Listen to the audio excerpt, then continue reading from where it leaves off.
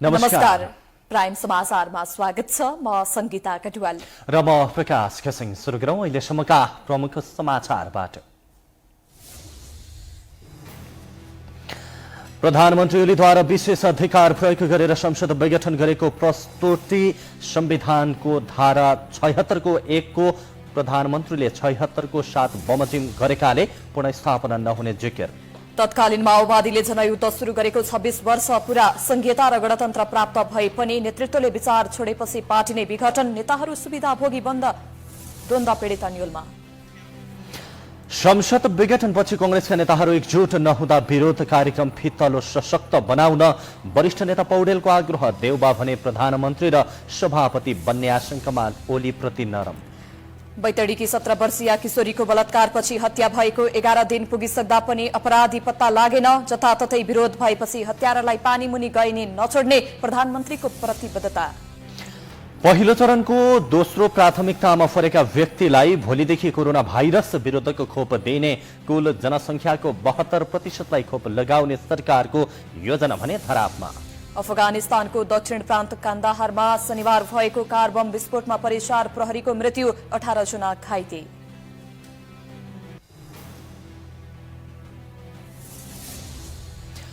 र राष्ट्रिय महिला लीग फुटबलमा एफएफ क्लब कप पराजित, यात्रा जारी। वालिङ नगरपालिका 6-0 गोल अन्तरले पराजित, चौदण्डी गढीमाथि भने विराटनगरको जित।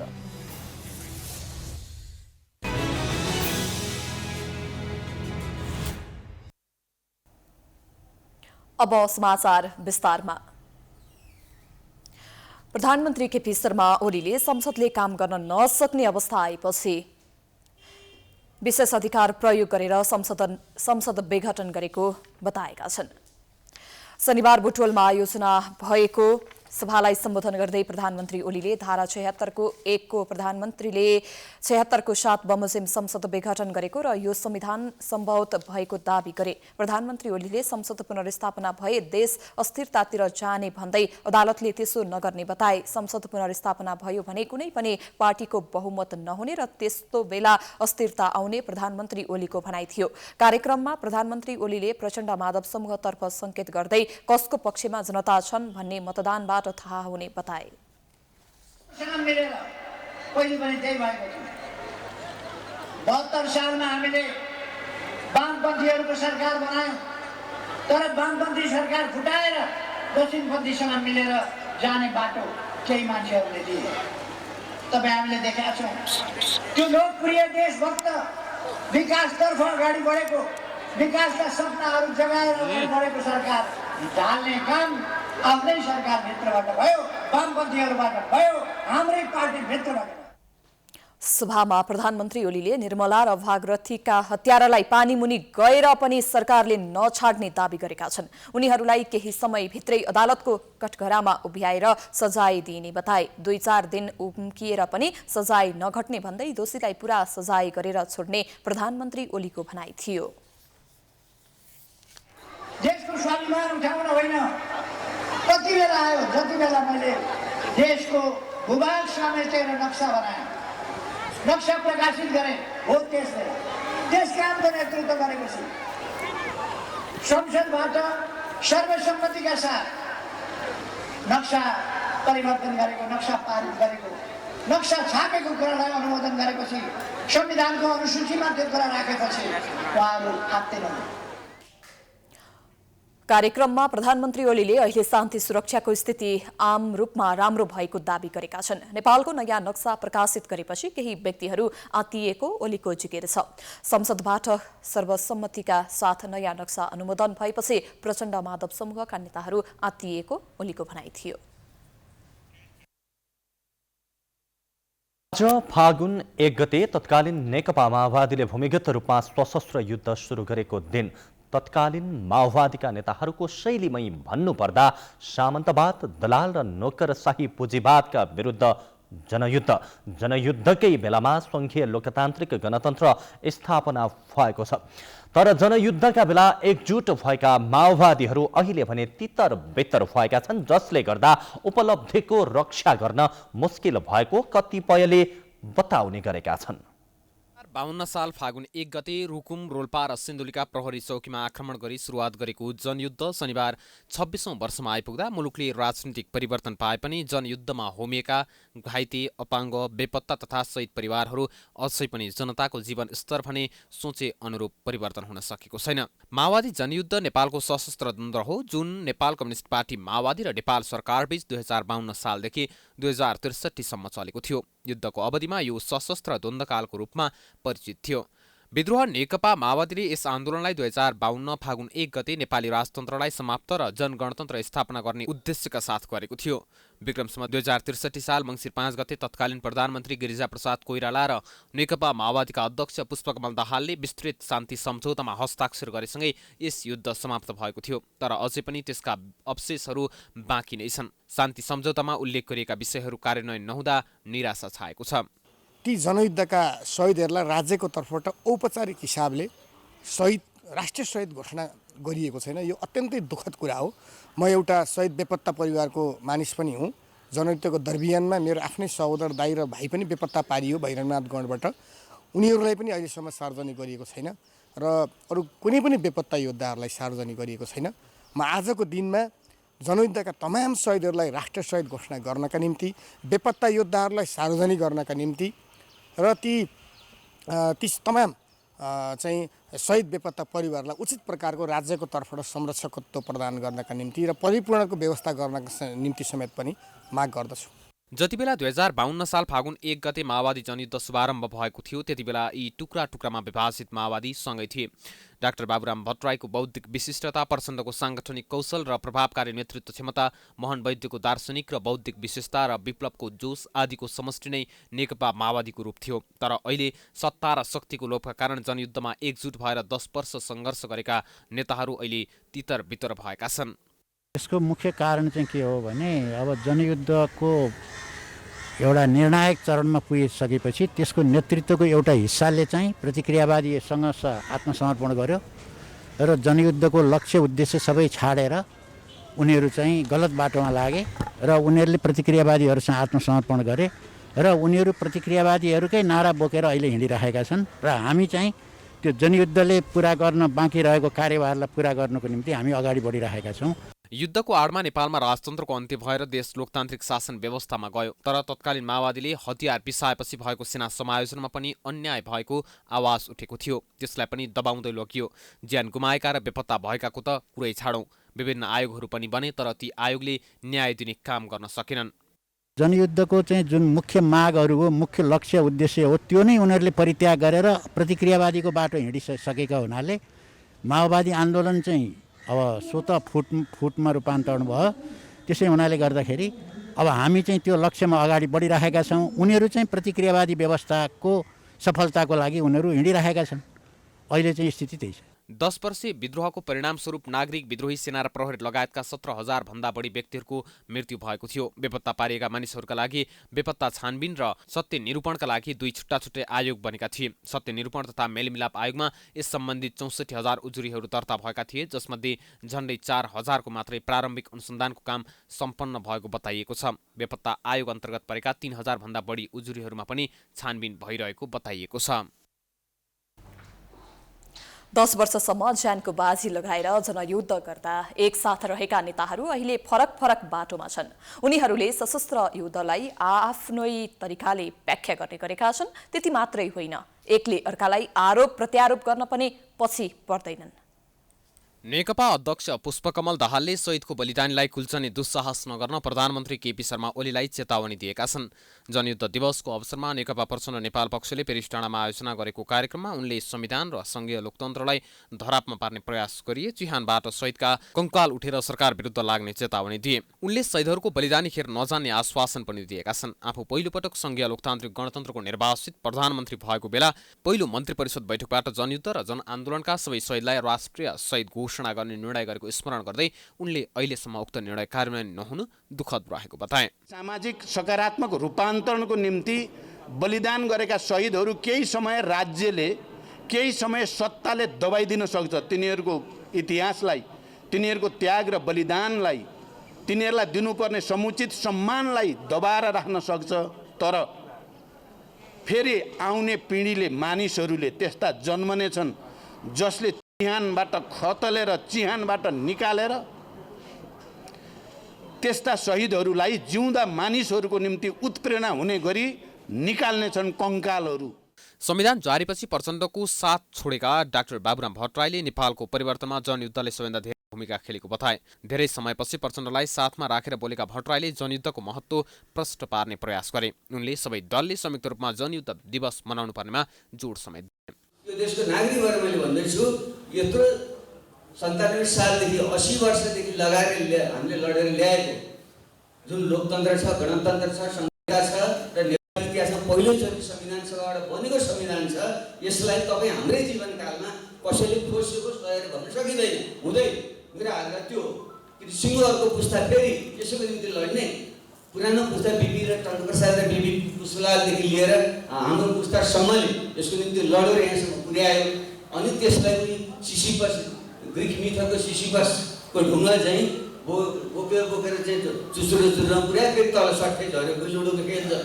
यसरी खेल गरेर यस्तो खेलवाड गर्न मिल्छ?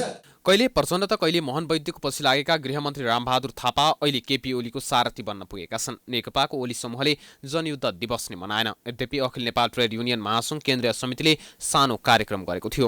उक्त कार्यक्रममा सहभागी भएका थापाले समाजवादी क्रान्तितर्फ मुलुक अघि बढेको बताए। जनतालाई जागरण दिन सफल अभियानका रूपमा जनयुद्धलाई लिनुपर्ने थापाको भनाइ थियो। जनवादी क्रान्ति गर्नको निम्ति हामीले जुन बहस हामीले गरेका थियौँ, आज फेरि समाजवादी क्रान्ति गर्नको निम्ति, यसलाई सम्पन्न गर्नको निम्ति हामीले वर्ग सङ्घर्षका ती सबै रूपहरूलाई पनि स्मरण गर्न जरुरी छ। समाजवादी क्रान्ति गर्नको निम्ति हामीले सशस्त्र स्वरूपहरूको अभ्यास गर्ने, प्रयोग गर्न चाहिँ त्यो आवश्यक छैन। शान्ति प्रक्रियामा आएपछिका केही वर्ष जनयुद्ध दिवस भव्यताका साथ मनाउने गरिन्थ्यो, तर पछिल्ला वर्षमा यो दिवसका कार्यक्रम औपचारिकतामै सीमित हुने गरेको छ। सँगै जनयुद्धमा सहभागी नेताहरू नै मिल्न नसक्दा शान्ति प्रक्रिया पूरा हुन सकेको छैन। यसैबीच नेकपा प्रचण्ड नेपाल पक्षका अध्यक्ष पुष्पकमल दाहालले डाक्टर बाबुराम भट्टराई र आफूलाई इतिहासले अलग हुन नदिने जिकिर समेत गरेका छन्। शनिबार काठमाडौँमा जनता समाजवादी पार्टी जसपाका सङ्घीय परिषद अध्यक्ष डाक्टर बाबुराम भट्टराईको पुस्तक गुमनाम आमाहरूको कथा विमोचन कार्यक्रममा दाहालले अहिले आफ्नो पार्टी फरक भए पनि इतिहासका कार्यहरूले अलग हुन नदिने बताएका हुन्। इतिहासको आफ्नो कर्मको कारणले अलग हुन खोज्दा पनि चुम्बकले ताने जस्तो कर्मले नजिक ल्याइ नै रहेको दाहालको भनाइ छ। बाबुरामको बौद्धिक र भावनात्मक क्षमताबारे आफू जानकार रहेको दाहालको भनाइ छ। अहिले बाबुरामजी र म एउटै पार्टीमा त छैनौँ, तर फेरि मुद्दाको हिसाबले हामी फेरि एउटै मोर्चामा छौँ र इतिहासको आफ्नो कर्मको कारणले हामी अलग हुन खोज्दा पनि हामी फेरि चुम्बकले ताने जस्तो हाम्रा आफ्ना कर्मले हामीलाई नजिक ल्याइ नै राख्छौँ, हामीलाई अलग हुन दिँदैनन्। ती हजारौँ शहीदहरूले हामीलाई अलग हुन दिन्नन्, ती हजारौँ घाइते अपाङ्गहरूले हामीलाई अलग हुन दिन्नन्, ती हजारौँ बेपत्ता योद्धाहरूले पनि हामीलाई अलग हुन दिन्नन्। कार्यक्रममा कांग्रेसका वरिष्ठ नेता रामचन्द्र पौडेलले प्रधानमन्त्री केपी शर्मा ओलीले ठूलो विश्वासघात गरेर प्रतिनिधि सभा विघटन गरेको आरोप समेत लगाए। तर सर्वोच्च अदालतले संसद विघटनलाई वैधता दिने ठाउँ नै नभएको पौडेलले बताए भने संसदले प्रधानमन्त्री दिन नसके मात्रै संसद विघटन गर्न सक्ने सहमतिमाथि धोका भएको पौडेलको भनाइ छ। अवस्थामा मात्रै धारा 76 को 5 को प्रधानमन्त्रीले साथमा गएर बल्ल विघटन गर्ने भनेर हामीले सम्झौता गऱ्यौँ, सहमति गऱ्यौँ। आज त्यो सहमतिमाथि धोका भएको छ, विश्वासघात भएको छ। सबैभन्दा ठुलो कुरा हामी सँगै बसेर केपी ओलीजी र हामी बसेर बनाएको यो संविधानको यो प्रावधान हो। यसमा केपी ओलीले ठाडै एउटा चाहिँ विश्वासघात गर्नुभयो। पुस्तकका लेखक एवं जनता समाजवादी पार्टी जसपाका संघीय परिषद अध्यक्ष डाक्टर भट्टराईले जनयुद्धबारे साझा बोझाइ बनाउन जरुरी भएको बताए। जनयुद्ध दिवसको अवसर पारेर भट्टराईद्वारा लिखित गुमनाम आमाहरूको कथा पुस्तकको विमोचन समेत गरिएको हो। फाइन प्रिन्टरद्वारा प्रकाशित उक्त पुस्तकमा भट्टराईले जनयुद्धकालीन प्रसङ्गहरूलाई पुस्तकमा समावेश गरेका छन्।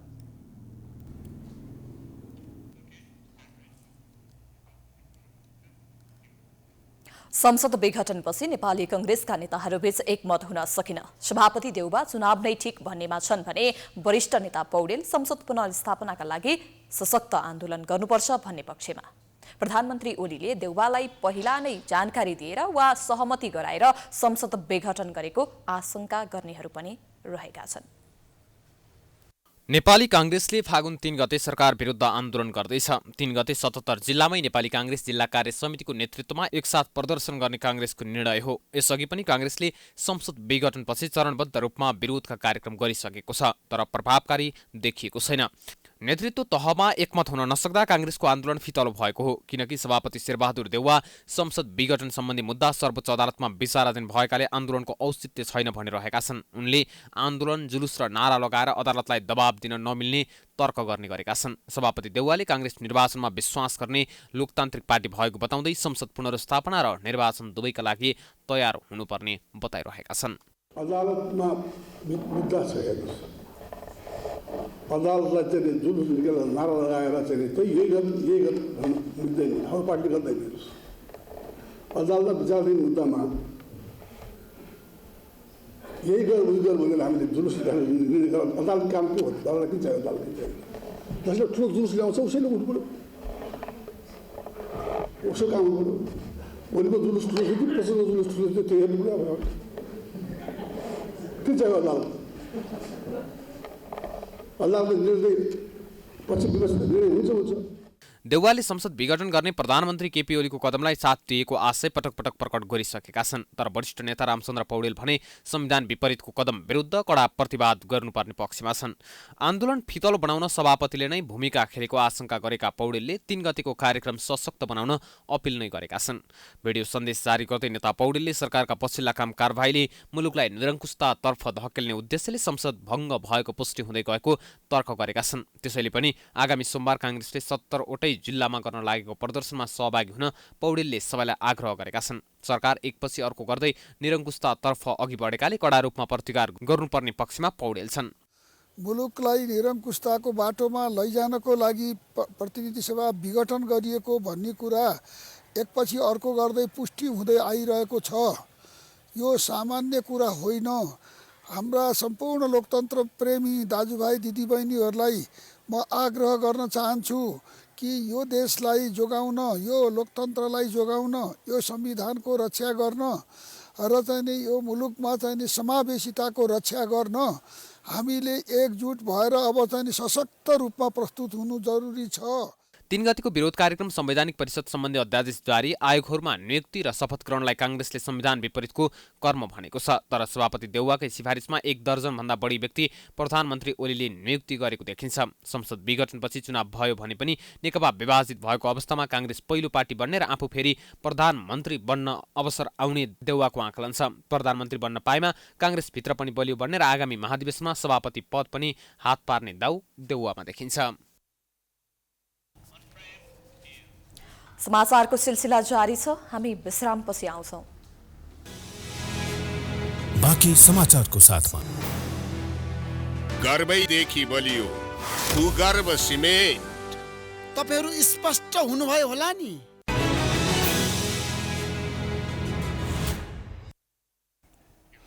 विश्रामपछि स्वागत छ बाँकी समाचार। बैतडीको दोगडा केदार गाउँपालिका 7 की 17 वर्षीय किशोरी भागरथी भट्टको बलात्कारपछि हत्या भएको शनिबार 11 दिन पुग्यो, तर दिनौं जसो अपराधी पत्ता लगाउन दबावका लागि विरोधहरू भइरहेका छन्, तर 11 दिन बितिसक्दा समेत प्रहरीले अपराधी यही हो भनेर यकिन गर्न भने सकेको छैन। भागरथी भट्टको शव भेटिएको भोलिपल्ट अर्थात् माघ 23 गते सुदूरपश्चिम प्रदेश प्रहरी कार्यालयबाट लगिएको तालिम प्राप्त कुकुरले अपराधी गएको बाटो देखाएको थियो। तर कुकुर अपराधीको घरसम्म पुग्न सकेन।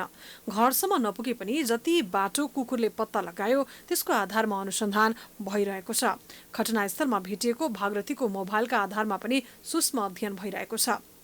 कञ्चनपुरकी निर्मला पन्तको बलात्कारपछि हत्या भएको 2.5 वर्ष बितिसक्दा पनि अपराधी पत्ता लगाउन सरकार असफल भइरहेको छ, जसले गर्दा पनि भागरथी प्रकरणमा प्रहरीलाई धेरै दबाव परेको छ। निर्मला प्रकरण नदोहोरियोस् भनेर सरकारलाई दबाव सृजना भइरहेको छ। दिनौं जसो अपराधीलाई कानुनी दायरामा ल्याउन माग गर्दै प्रदर्शनहरू भइरहेका छन्।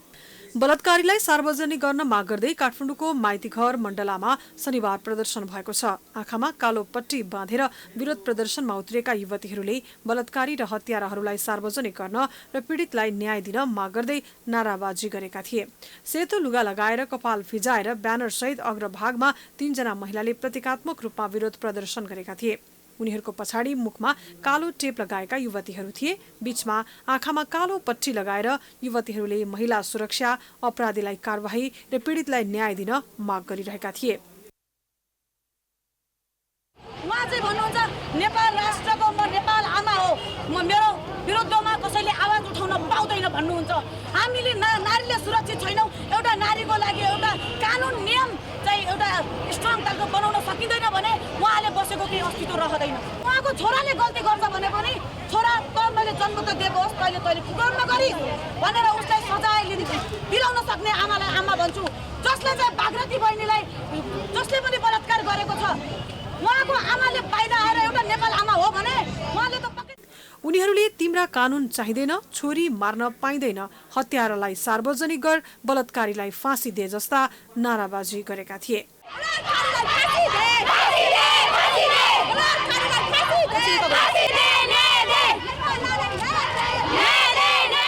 गत माघ 21 गते बिहान 8 बजे विद्यालय गएकी बैतडीकी दोगडा केदार गाउँपालिका वडा नम्बर 7 चढे पानीकी 12 कक्षामा अध्ययनरत 17 वर्षीय भागरथी भट्टको दोस्रो दिन गाउँ नजिकैको लवलेक सामुदायिक वनमा शव फेला परेको थियो। उनी दिउँसो 2 बजेतिर विद्यालयबाट फर्किएकी थिइन्। पोस्टमार्टम रिपोर्ट अनुसार त्यही दिन दिउँसो हत्या भएको खुलेको छ। उनको शवको पोस्टमार्टम रिपोर्टमा बलात्कारपछि हत्या गरिएको पाइएको प्रहरीले जनाएको छ। हत्यारासम्म पुग्नु भने प्रहरी अझै सफल हुन सकेको छैन।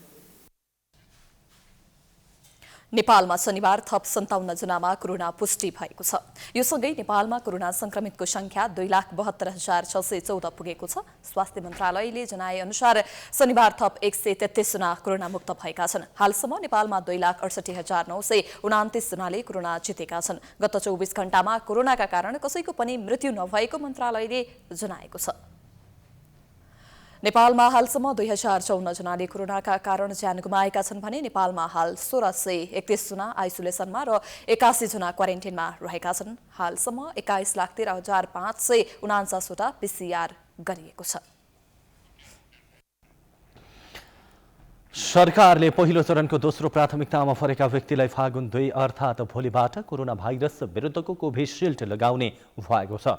स्वास्थ्य तथा जनसङ्ख्या मन्त्रालयले फागुन 2 देखि 8 गतेसम्म दोस्रो प्राथमिकतामा परेका व्यक्तिलाई खोप लगाइने जनाएको छ भने दोस्रो प्राथमिकतामा परेका व्यक्तिलाई जिल्लाबाटै खोप प्रदान गरिनेछ।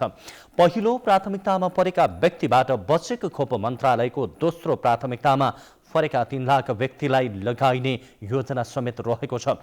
जिल्लास्थित सबै सरकारी कार्यालयका कर्मचारी, सार्वजनिक संस्थानका कर्मचारी, बैंक तथा वित्तीय संस्थाका कर्मचारी, जिल्लास्थित पत्रकार, स्थानीय तहका जनप्रतिनिधि र कर्मचारी, सीमा सुरक्षा चौकीमा खटिएका सुरक्षाकर्मी र पहिलो चरणमा प्राथमिकतामा परेका व्यक्तिलाई खोप लगाइनेछ।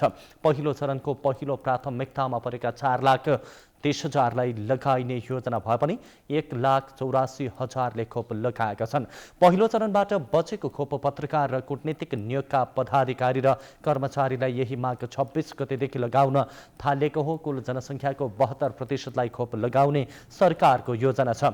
त्यहीमध्ये मन्त्रालयले यही माघ 14 गतेदेखि माघ 24 गतेसम्म पहिलो चरणमा कुल जनसङ्ख्याको 3%लाई खोप दिने मध्य पहिलो प्राथमिकतामा परेका व्यक्तिलाई मात्र खोप प्रदान गरेको थियो।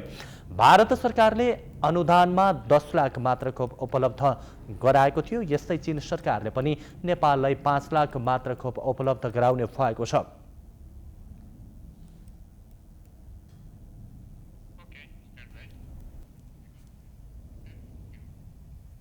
एलोपैथिक उपचारले प्राकृतिक उपचार पद्धतिलाई ओछेलमा पारे पनि विश्वास भने अझै कायम नै छ। उपचार गर्दै गर्दा हैरान भएका र जीवनप्रति निराश भएकाहरूलाई आशाको केन्द्र बनेको छ पूर्वी नवलपरासीमा रहेको प्राकृतिक चिकित्सालय। कोरोनाको संक्रमण र जोखिमको समयमा अस्थायी कोभिड अस्पताल सञ्चालन गरेको चिकित्सालय अब भने पुरानै लयमा फर्किन थालेको छ। देवचुली नगरपालिका 16 मा रहेको सामुदायिक प्राकृतिक चिकित्सालयले अस्थायी कोभिड अस्पताल सञ्चालन गरेको करिब 9 महिनापछि आफ्नो सेवा सुरु गर्न थालेको छ। नियमित चेक जाँच र उपचारमा रहेका बिरामीहरूलाई मध्यनजर गर्दै फागुन 1 गतेदेखि प्राकृतिक उपचार पद्धति अनुसारको सेवा सञ्चालन गरेको छ। पूर्वको हिलेदेखि पश्चिमको बझाङसम्मका करिब 80 जना उपचाररत बिरामीहरूलाई कोरोनाको संक्रमण र जोखिमलाई मध्यनजर गर्दै लकडाउन अगावै घर पठाइएको थियो। लकडाउन पछि 450 शैय्याको क्वारेन्टाइनबाट सुरुवातमा सेवा सुरु गरिएको अस्पतालमा कोरोनाको संक्रमण दर बढ्दै गएपछि जेठ महिनाबाट अस्थायी कोभिड अस्पताल सञ्चालन गरिएको थियो। 10 वर्षदेखि प्राकृतिक उपचार पद्धति मार्फत उपचार गर्दै आएको अस्पतालमा देशका विभिन्न ठाउँबाट बिरामीहरू उपचारका लागि आउने गर्दछन्। लामो समयदेखि फलोअपका लागि आउन नपाएका बिरामीहरू भने अस्पतालको सेवा पर्खेर बसेका छन्। प्रत्येक महिनाको 1 हप्ता भन्दा बढीमा सधैँ आउने कन्टिन्युस गर्दा 15 दिन 10 दिन कहिले मिनिमम त्यसरी आउँथे। आउँदाखेरि हामी लास्ट भयो। अनि त्यहाँ नआई यहाँ नआएपछि सन्तोषै नहुने, शरीरलाई पनि धेरै आनन्द आउने अनि मलाई फुर्ती पनि आउन थाल्यो। त्यो गर्दै गर्दाखेरि तातो पानी चिसो पानी यी सबै माटो पोटली गर्दाखेरि एकदम शरीर एकदम ठिक नसा हुँदो रहेछ। अनि त्यहाँबाट आनन्द आउने सब मेरो रोगै हरायो। पोखरामा थियो यो हस्पिटल। पोखरामा गएर म 15 दिनसम्म उपचार लिएँ। मलाई एकदम आनन्द आयो। एकदमै मेरो घाँटीको सबै एलर्जी नै गयो। मलाई एकदम सन्चो भयो। त्यसले गर्दा म 1 वर्षसम्म त मैले केही खान नै हुन्थेन। पहिला त्योभन्दा पहिला 1 वर्ष खान नै हुन्थेन। म सुकेर यस्तै भइसकेको थिएँ। तर त्यो भित्र चाहिँ मलाई ग्ल्यान्ड आएको रहेछ कि ठुल्ठुलै।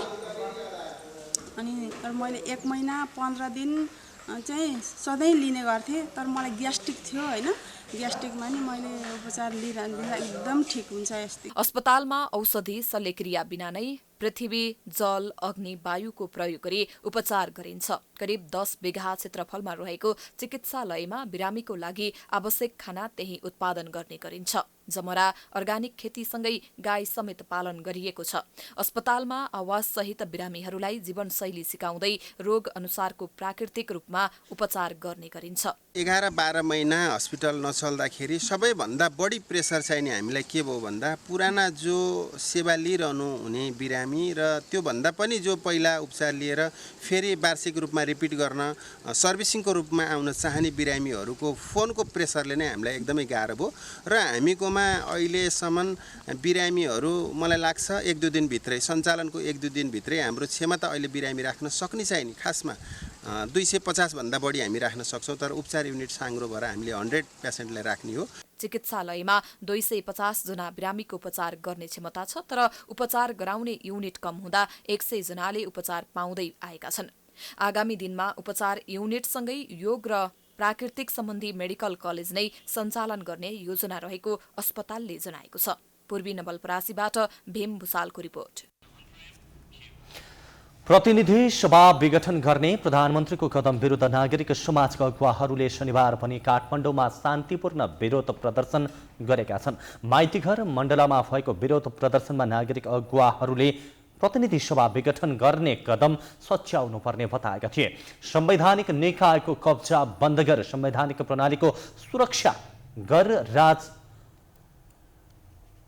त्यस्तै गरी राजद्रोहीलाई कारबाही गर लगायतका नारा लेखिएका पर्चा सहित उपस्थित नागरिक समाजका प्रतिनिधिले प्रतिनिधि सभा विघटन गर्ने प्रधानमन्त्रीको कदमको विरोध गरेका थिए।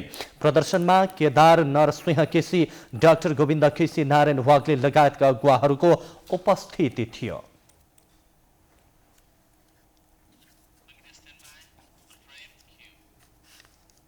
कोभिड-19 को महामारीमा सर्वसाधारणलाई हात धुन सहज बनाउने उद्देश्यले काठमाडौँ उपत्यकाका विभिन्न स्थानमा पिउने पानीको व्यवस्था गरिएको थियो। महानगर तथा नेपाली सेना र महानगरीय प्रहरी कार्यालयको समन्वयमा पानी ट्याङ्कीको व्यवस्था गरिएको थियो। तर 1 वर्ष पुग्दा नपुग्दै सार्वजनिक स्थानमा राखिएका ट्याङ्कीमा पानी छैन, न त प्रयोगमा नै आएका छन्।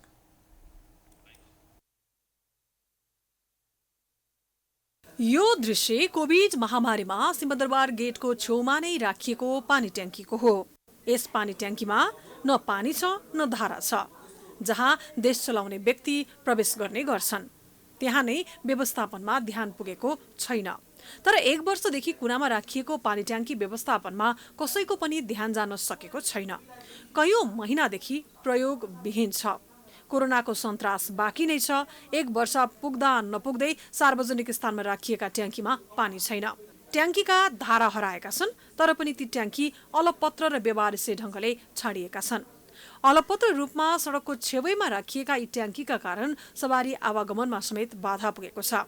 ट्याङ्की बाहिर धुलो नै धुलो थुप्रिएका छन्। अझ कुनै ठाउँमा त फुटपाथमा नै राखिनाले पैदल यात्रु समेतलाई समस्या भएको छ। पैदल यात्रु पनि पानी फोहोर आउनुका साथै वरिपरि फोहोर थुप्रिएकाले प्रयोग गर्न अप्ठ्यारो हुने बताउँछन्। केही सर्वसाधारण पानी भेटेको ठाउँमा कहिलेकाहीँ प्रयोग गरेको बताउँछन्। सार्वजनिक स्थानमा राखिएका सम्पत्तिको संरक्षणमा सरकार गम्भीर नभएको बताउँछन्। बेला बेला हातसाथ धुन्थ्यो होइन, अनि अरूले चाहिँ अहिले त्यो युज गर्दैन। पहिला चाहिँ धेरै युज गर्नुहुन्थ्यो। अहिले चाहिँ साबुन पनि छैन। पहिला चाहिँ साबुनहरू हुन्थ्यो होइन, अहिले साबुन छैन, अनि त्यो युज हुँदैन। भदौ अगाडिसम्म चाहिँ थियो होइन, अनि भदौको लकडाउन पछि चाहिँ देखाएको छ। टाइट रुल्सहरू बनाउनु पर्यो कि अब हुन्छ नि, अब यस्तो महामारीको बेलामा आफूले हात धुनुपर्ने मतलब रुल्सहरू अलि स्ट्रिक्ट बनाउनु पर्यो।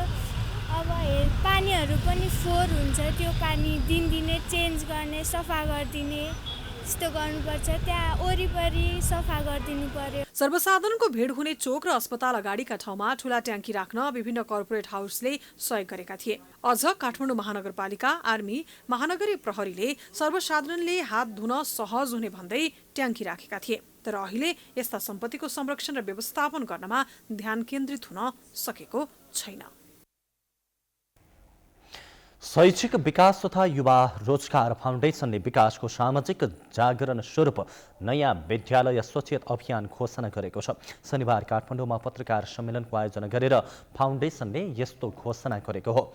देशलाई एउटा समृद्ध देशको रूपमा लैजान गरिबी बेरोजगारीका अन्त्य गर्न, गुणस्तरीय शिक्षाको विकास गर्न र विकासलाई उत्पादन, प्रविधि र विकासको सामाजिकरणका लागि नयाँ विद्यालय स्वच्छता अभियानको घोषणा मार्फत सुरुवात गरिएको फाउन्डेसनले जनाएको छ। फाउन्डेसनले उक्त अभियानको उठानबाट देशमा विकासको नयाँ युग सुरुवात हुने पनि विश्वास दिलाएको छ। पत्रकार सम्मेलनमा फाउन्डेसनका अध्यक्ष दिपेन्द्र ढुङ्गानाले सामुदायिक विद्यालयको शैक्षिक स्तर सुधारको लागि विद्यालयका क्षमता विकास र तालिम तथा प्रविधि सञ्चालन गरिने बताए भने त्यस्तै मासिक रूपमा 11 जना शिक्षकहरूलाई 1,05,000 राशिको शैक्षिक सुधार शिक्षक पुरस्कार प्रदान गरिनेछ। त्यस्तो कहिले हुन सकेन। नेपाली नेतृत्वले सत्ता स्वार्थ केन्द्रित सोच राख्नु, सत्ता सन्की बन्नुले परिवर्तन पछिको उपलब्धि हासिल नहुनु मुख्य जिम्मेवार देखिन्छ। अर्कोतिर अविकास, अशिक्षा, गरिबी, भोग, बेरोजगारको जगमा साना सोझा नागरिकलाई आफ्नो सोझो हतियार बनाउने प्रविधिले अहिलेको अस्थिरता सिर्जना भएको छ। नेपाली नागरिकहरूले नेतृत्वलाई दिएको बारम्बारको साथ नेतृत्वको राजनीतिक व्यक्तित्व इतिहास बनाउन मात्र केन्द्रित भयो।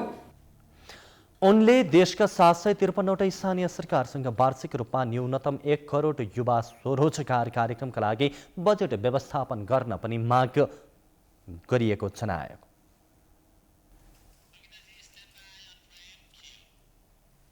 भोलि भ्यालेन्टाइन डे अर्थात् प्रणय दिवस। पछिल्लो समय नेपालमा पनि प्रणय दिवस भव्यताका साथ मनाउन थालिएको छ।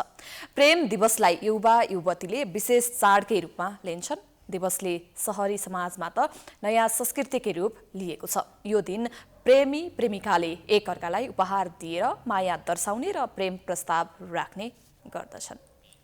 अर्थात् प्रणय दिवसको दिन 14 फेब्रुअरीमा आफ्नो प्रेमी प्रेमिकालाई प्रेमको प्रतीक मानिने रातो गुलाब दिएर एक आपसमा माया साटासाट गर्ने चलन बढ्दै गएको छ। मन परेको व्यक्तिलाई मायाको प्रतीक स्वरूप भ्यालेन्टाइन डेको अवसर पारेर गुलाब वा भ्यालेन्टाइन डे लेखिएको कार्ड दिने गरिएको छ। जुन भावना व्यक्त गर्न वर्षौंसम्म सकिँदैन, तर गुलाबको फूल त्यो भावनालाई प्रतिबिम्ब गर्न यो दिन काफी मानिन्छ। पछिल्लो समय युवा पुस्ताले प्रणय दिवस खुलेर नै मनाउन थालेका छन्। हजुर, अब यो चाहिँ खास भन्यो भने चाहिँ के भन्दाखेरि अब एज अ लभड वान्स होइन, हामीले अब फिलिङ अफ इम्पोर्टेन्सलाई पनि एउटा इम्पोर्टेन्स दिलाउँ न त भन्ने हिसाबले चाहिँ यो एउटा एज अ हुन्छ जेस्चर चाहिँ गिफ्ट दिएको हो। So that you know as a relationship पनि एज अ रिलेसनसिप जब हामी रिलेसनसिपमा बस्छौँ उताबाट पनि एउटा काइन्ड अफ एक्सपेक्टेसन हुन्छ। यो जस्ट एउटा हुन्छ नि टोकन अफ एप्रिसिएसन टाइपको हो। अलिकति आफ्नो सम्बन्धलाई पनि पछिल्लो समय यो विदेशी कल्चरहरू नेपालमा मनाउन कतिको उपयुक्त लाग्छ तपाईलाई? अब यसलाई विदेशी कल्चर भन्दा पनि लेट्स से होइन, अब एउटा एडप्सन भनेर लिउँ न त कुनै पनि सिचुएसनलाई अब एडप्ट गरेको भनेर लिउँ, म चाहिँ त्यसरी लिन्छु। आज मैले अब यो होइन यो अब के भन्ने अब यसलाई अब एउटा जुत्ता अनि एउटा ड्रेस अनि रोज अनि यसलाई ऱ्यापिङ गरेर एउटा प्रपर एउटा हुन्छ नि प्रपर गिफ्टको रूपमा चाहिँ दिँदैछु। युवा पुस्ताले 14 फेब्रुअरीको दिन भ्यालेन्टाइन डेलाई प्रेम सम्बन्ध प्रगाढ बनाउने अवसरका रूपमा लिन्छन्। भ्यालेन्टाइन डेमा नजिकै भए भेटेर रातो गुलाब तथा मनपर्ने उपहार दिएर प्रेमलाई थप गाढा बनाउने उद्देश्यले भ्यालेन्टाइन डे मनाउने चलन छ। पछिल्लो समय युवा पुस्ता मात्र नभई विवाह बन्धनमा बाँधिएका जोडीले समेत यो पर्वलाई माया प्रगाढ बनाउने उद्देश्यले मनाउन थालेका छन्। सबै आउँछ, टिनेजर पनि आउँछ अनि बुढा मान्छे पनि आउँछ किन्न लागि गिफ्ट, आफ्नो वाइफको लागि गिफ्ट खोज्न आउँछ। विदेशी कल्चर त यहाँ मान्छ नि त। प्रेम व्यक्त गर्ने सामान किन्न यति बेला साना ठूला गिफ्ट पसलमा प्रेमी प्रेमिकाहरू फाटफुट्ट देखिन्छन्। प्रणय दिवसलाई लक्षित गरी पसलमा रातो गुलाब तथा आई लभ यू लेखिएको विभिन्न उपहार, पोस्टकार्ड, पुतली, प्रेम अंकित कप, खेलौना, गिफ्ट बास्केट, पर्फ्युम, चकलेट जस्ता सामान राखिएका छन्। सामानमै डलहरू छ, कार्ड्सहरू छ, सोपिस छ, चकलेट्सहरू छ, हार्टहरू छ, यही छ खास नयाँ सामान योपालि आएको छैन। बढी बिक्री त अब राम्रै हुनुपर्ने थियो आजको दिनमा, लेकिन योपालि त यसले केही पनि भएछैन। पसल खोले 4-5 घन्टा 3 घन्टा भइसक्यो, व्यापार त जिरो छ, शून्य व्यापार छ योपालि। 25% पनि छैन जस्तो लागिरहेछ। अब हजुरले पनि हेरिनु भएछ व्यापार गर्नु त यो बेलामा त हाम्रो राम्रो कस्टमरहरू हुन्थ्यो, योपालि त कस्टमर एकदम छैन। प्रेम गर्ने शैली बदलिएकाले प्रेमी प्रेमिकाका लागि उपहार किन्ने चलन बढेको भए पनि यो पटक उपहारका सामग्रीको व्यापारमा कमी आएको छ। अहिले नै त के कुरा गर्नु, योभन्दा अगाडि त अब त्यस्तो धेरै कमाइ नै त्यति धेरै हुँदैन कि, अहिले त व्यापारै हुँदैन, दिनभरिको बसाइ मात्रै हुन्छ। प्रणय दिवस विश्वभर मनाइने दिवस हो। यो पर्व पादरी सेन्ट भ्यालेन्टाइनको बलिदानसँग सम्बन्धित छ। तत्कालीन रोमन सम्राट क्लाउडियस द्वितीयले युवा प्रेम र विवाहतिर लागे सैनिक सेवा प्रभावित हुन्छ भन्ने ठानेर यसलाई प्रतिबन्ध लगाएका थिए। तर भ्यालेन्टाइन भने सम्राटको निर्णयलाई धर्म विरुद्ध भन्थे। त्यसैले उनले राजाका आज्ञा नमानेर प्रेम र विवाहका लागि प्रेरित मात्र गरिनन्, युवा युवतीका जोडीहरू तयार पारी सार्वजनिक स्थलमै सामूहिक विवाह कार्यक्रम सम्पन्न गरे, जसले गर्दा उनलाई फेब्रुअरी 14 मा मृत्युदण्ड दिएको थियो। प्रेमका लागि प्राण उत्सर्ग गर्ने उनै पादरीको सम्झनामा भ्यालेन्टाइन डे मनाउन थालिएको हो। समाचारको सिलसिला जारी छ, हामी विश्रामपछि आउँछौं। बाँकी समाचारको साथमा गर्वैदेखि बलियो भूगर्भ सिमेन्ट। तपाईहरु स्पष्ट हुनुभयो होला नि।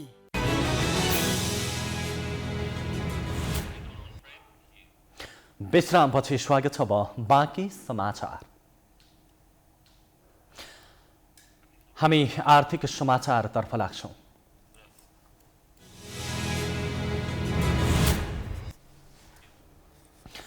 मकै नेपालको मुख्य बाली हो। मकै रोप्ने सिजन सुरु भएसँगै बजारमा अहिले मकैको मूल्य बेउको अभाव हुन थालेको छ। माघदेखि वैशाखसम्म यो बाली लगाइने भए पनि अहिले कृषकले बजारमा मकैको मूल बेउ नै पाउन छाडेका छन्। नेपालको महत्त्वपूर्ण खाद्यान्नको रूपमा रहेको मकैको उत्पादन बढे पनि मकै खेती हुने क्षेत्रफल भने घट्दै गएको छ। मकैको मूल बिउको उत्पादनभन्दा माग बढी भएपछि अहिले बजारमा मकैको मूल बिउको अभाव हुन थालेको छ। सिजनकै बेलामा नेपाली कृषकले मकैको मूल बिउ बजारमा पाउन छाडेपछि निराश बनेका छन्। मकै नेपालको प्रमुख बालीहरू मध्येको एक हो। यो नेपालको जुनसुकै भागमा पनि हुन सक्छ। यसको चाहिँ अब सिजन भनेको यो बाली लगाउने सिजन भनेको फागुनदेखि वैशाखसम्म हो। फागुन लागिसकेको छ र पनि अहिलेसम्म हामी किसानहरूले बिउहरू पाउन सकेका छैनौँ। यो तरिकाले चाहिँ कृषि प्रधान देशमा चाहिँ कसरी चाहिँ कृषकहरूले चाहिँ अब आफ्नो व्यवसाय गर्ने, कृषि व्यवसाय कसरी गर्ने, कसरी चाहिँ उसले आम्दानी लिने, अब यो एकदमै समस्याको रूपमा चाहिँ अगाडि आएको छ।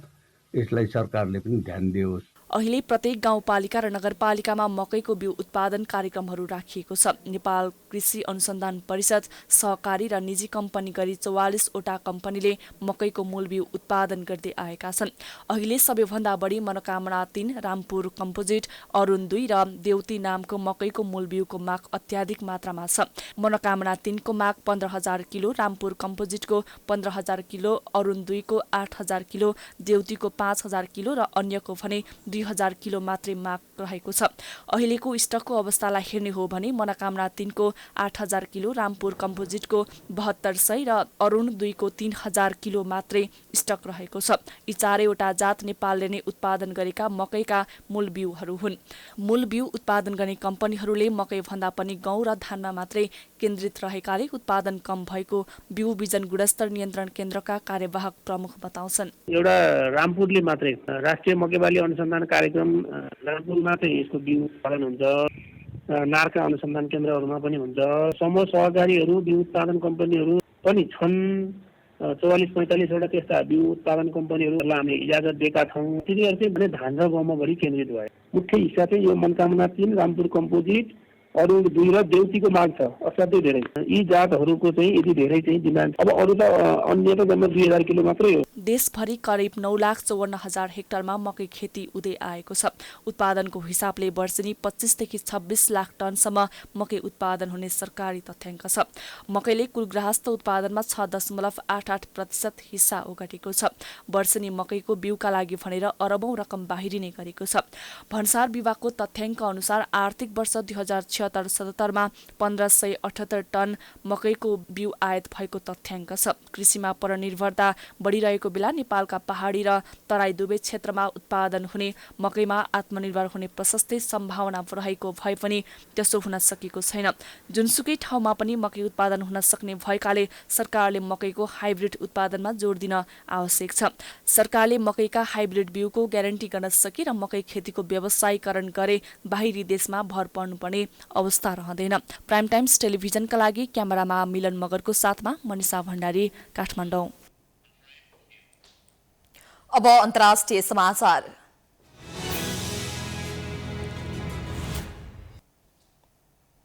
अफगानिस्तानको दक्षिण प्रान्त कान्दाहारको अर्घान्दाब जिल्लामा शनिबार भएको एक कार बम विस्फोट भएको छ।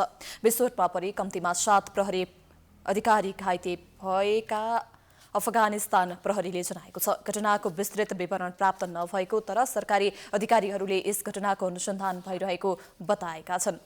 यस्तै शनिबार बिहान 7:30 मा प्रहरी अधिकारीहरू लक्षित एक अर्को बम विस्फोटमा परि 4 प्रहरीको मृत्यु हुनुको साथै अन्य 11 जना घाइते भएको जानकारी दिएको छ। अब खेलकुद समाचार।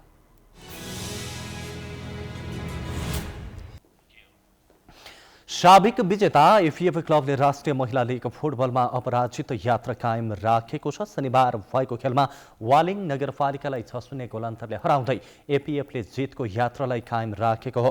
7 बाटो स्थित एन्फाई कम्प्लेक्समा एपीएफलाई जित दिलाउन सावित्र भण्डारीले ह्याट्रिक सहित 5 गोल गरिन् भने यस्तै प्रीति राईको नाममा 1 गोल रह्यो। यस जित एपीएफको लगातार 9औं जित हो, जससँगै एपीएफले 9 खेलमा 27 अङ्क जोडेको छ। एपीएफ अपराजित रहने एक्लो टिम हो। वालिङ 9 खेलमा 14 अङ्क जोडेको छ। यस्तै शनिबार भएको अर्को खेलमा विराटनगर महानगरपालिकाले जित निकालेको छ। विराटनगरले चौदण्डी गढी नगरपालिकामाथि 2-1 गोल अन्तरको जित निकालेको हो। 7 दोबाटो स्ट्यान्फा कम्प्लेक्समा विराटनगरलाई जित दिलाउन पार्वती घलेले 2 गोल गरिन् भने चौदण्डीकी मनिता तामाङले भने 1 गोल फर्काइन्।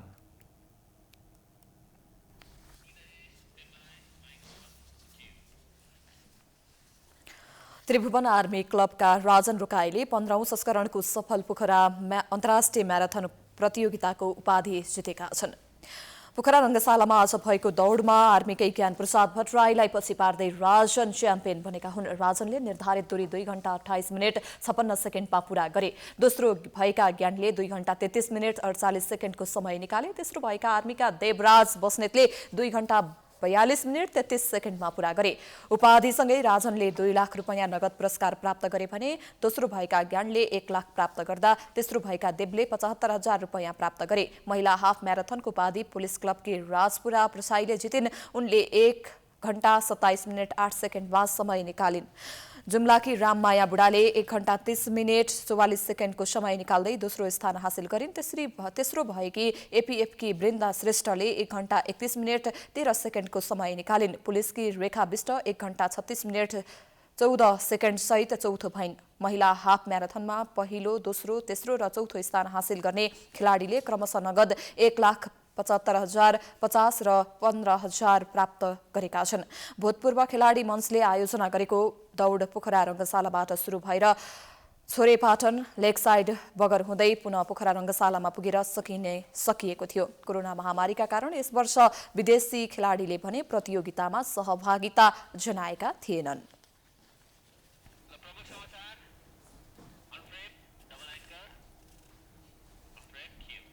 यो सँगै हामी समाचारको अन्त्यमा आइपुगेका छौं। जाँदा जाँदै प्रमुख समाचार पुनः एकपटक।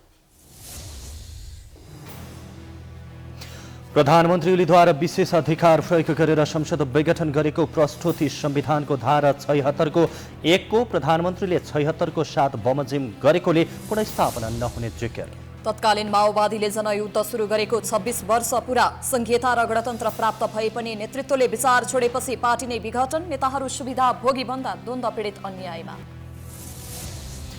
संसद विघटनपछि कांग्रेसका नेताहरू एकजुट नहुँदा विरोध कार्यक्रम फितलो सशक्त बनाउन वरिष्ठ नेता पौडेलको आग्रह। देउबा भने प्रधानमन्त्री र सभापति बन्ने आशामा ओलीप्रति नरम। बैतडीकी 17 वर्षीय किशोरीको बलात्कारपछि हत्या भएको 11 दिन पुगिसक्दा पनि अपराधी पत्ता लागेन। जताततै विरोध भएपछि हत्यारालाई पानी मुनि गए पनि नछोड्ने प्रधानमन्त्रीको प्रतिबद्धता। पहिलो चरणको दोस्रो प्राथमिकतामा परेका व्यक्तिलाई भोलिदेखि कोरोना भाइरस विरुद्धको खोप दिने। कुल जनसङ्ख्याको 72% खोप लगाउने सरकारको योजना भने धरापमा। अफगानिस्तानको दक्षिण प्रान्त कान्दाहारमा शनिबार भएको कार बम विस्फोटमा परि 4 प्रहरीको मृत्यु, 18 जना घाइते।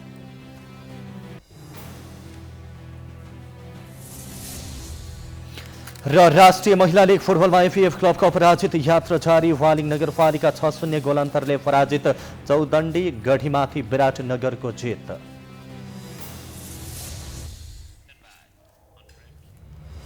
समाचार अहिलेलाई सकियो। अब यहाँहरूले कार्यक्रम जनता जान्न चाहन्छन् ऋषि धमलाको साथमा हेर्न सकिन्छ। हेर्दै गर्नुहोला प्राइम टाइम्स टेलिभिजन। नमस्कार।